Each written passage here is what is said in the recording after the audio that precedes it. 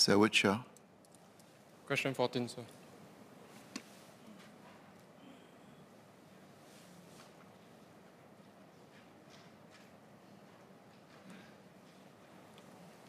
Mr. Speaker, the Enhanced Central Intermediary Scheme, or in short, ECIS, allows contestable consumers with small solar panel systems that is less than 10 megawatts of alternating current to sell their excess electricity into the wholesale electricity market through SP services as an intermediary.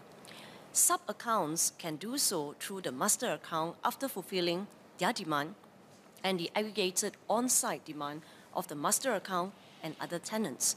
The sub-accounts will need to enter into commercial agreements with the master account to share revenues from the sale of electricity to the grid.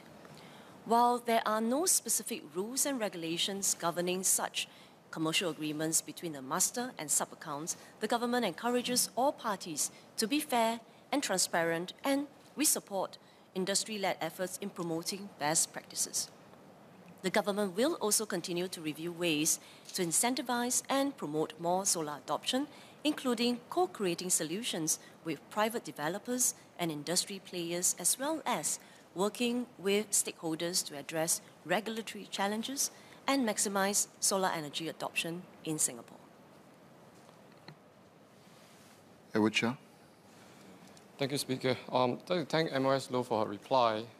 Can MOS Low actually elaborate what are the constraints faced by sub-account holders in selling back the excess energy to master account holders, especially when there are now technical solutions such as bidirectional private meters? And can MTI consider mandating master account holders to compensate sub-account holders through either EMA framework or a fair tenancy industry code of conduct framework? Because it is actually important to help businesses adopt solar and fully benefit from it. And in turn, this actually supports our Singapore Green Plan. Thank you. Mr. Speaker, I would like to thank Mr. Edward Chia for his two supplementary questions and want to assure him that MTI, EMA, and in fact, we work very closely with the Ministry of Sustainability and Environment. We're very committed to encourage our household as well as businesses to really accelerate and catalyze solar adoption.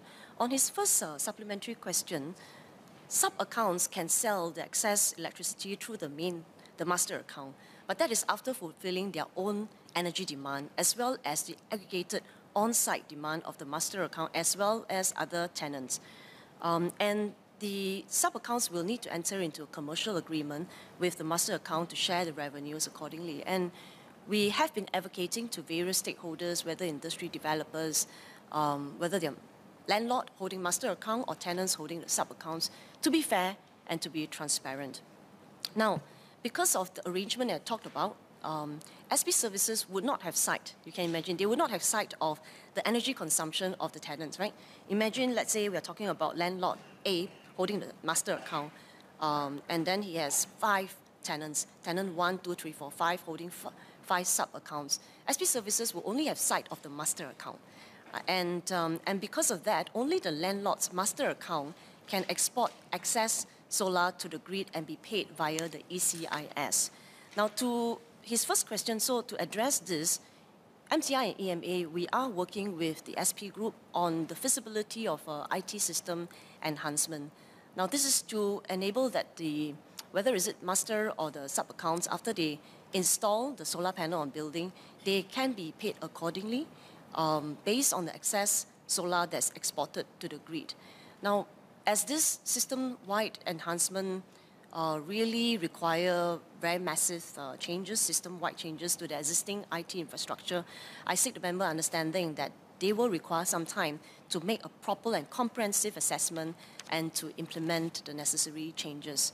Now, to his second question, he mentioned about code of conduct, and I think he's alluding to the FTIC, which applies to the retail premises.